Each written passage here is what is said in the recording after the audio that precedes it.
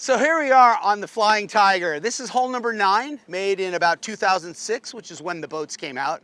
I think they've made, well, I know they've made north of 100, well into the hundreds, I believe.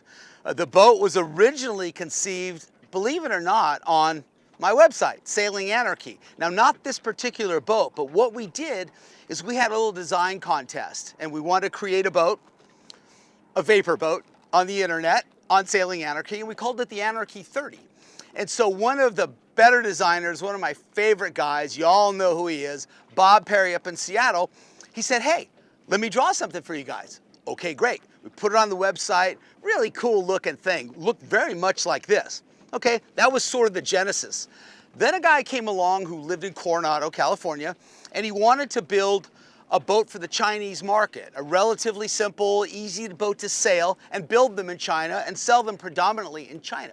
So I got a hold of the drawings and I put it on the website. And the basic marketing behind the boat was really interesting. So the boat didn't exist at all yet, but for a $1,000 deposit, you would basically get your place in line. And so when I saw the boat and saw the development from the Anarchy 30, I'm like, okay, this looks like something I'd really like. So I put my $1,000 down on the boat.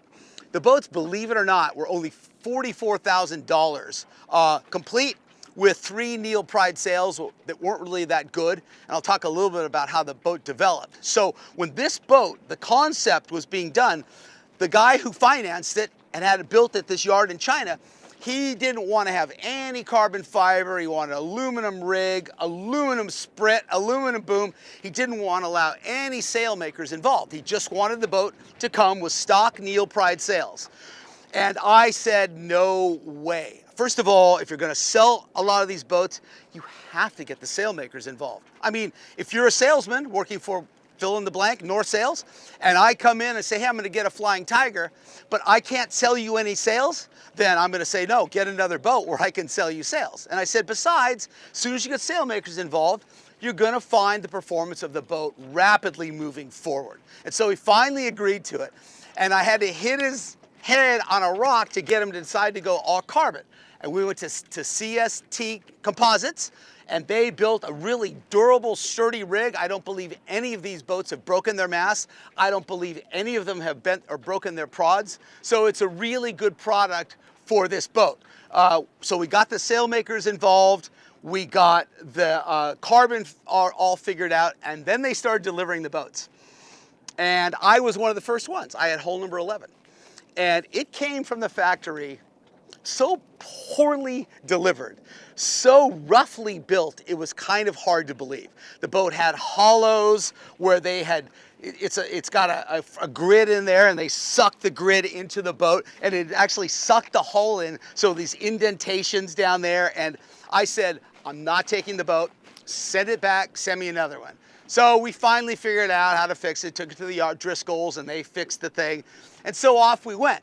Now, this boat has some things that the stock boats don't have. And that is a brand new rudder and a brand new way of putting it on here. These boats, when they were brand new, they had a cassette, a permanently mounted cassette that sat back here with a slot in it. And then you took the rudder and you dropped the rudder in. That all sounded great, except the sloppiness in there inside the cassette and the rudder was legendary. Just not only would it slop, it'd like bang, bang, bang, bang. It was just absolutely awful. So the class decided that wasn't very good because they weren't very good. So the class decided to allow Jim Betts, builders up in Washington, to build the rudders for the boat. Of course, they weren't free, relatively spendy, but Jim Betts did a beautiful job with the design. It's lighter, it's stiffer, it's a little deeper, and it's a much, much better thing to have done. But the basic boat, as it sits, as it was designed and as it was laid out and built from this perspective, really good. Traveler right where you want it, main sheet right here, nice and long cockpit, plenty of room, lots of these damn things to trip over. But they're ostensibly there to be a footrest for the main sheet trimmer and the helmsman. The problem is they're not located in the right place. So when this boat heels over, and it does heel over because it's only 9.15 feet wide. That's pretty skinny for a basically a 33 footer. and the boat starts to tip up and you're in the air, these things are just not in the right place. So that wasn't done very well, but it's just kind of a factor of what they did. Overall, the hull is solid. It's a relatively fair boat now. All of them don't have any, they mostly don't have any real issues with any of that stuff. There were a couple of places where there were issues. And by the way, I'm not here to crucify the boat. I love the boat. Do you want to know how much I love a Flying Tiger? I bought 2 of them. I bought one when they were brand new in 2006. We raced the hell out of it for a few years. I had a couple other boats, including a Melgus 32 that I absolutely loved. And then I decided to get another one. So I bought hull number 13 from a guy who had been sitting in his backyard for basically a decade. So I bought that boat, got all in good shape. We won basically everything there was to win and had a ball with it. And then I sold it last year and bought the Erickson 35 Mark II, and it's basically all been downhill from there.